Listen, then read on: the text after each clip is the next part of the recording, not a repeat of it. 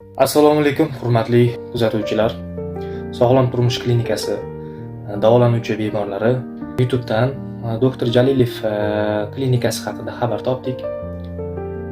Va shu insonni YouTubedagi kanallarda turli xil nevrologik va boshqa turdagi kasallarni, juda ham og'ir turdagi kasallarni davolaganlarini guvohi bo'ldik va o'zimiz ham 2023-yil 24-sentyabr kuni farzandimizni olib bordik va klinikani ko'rigidan o'tdik.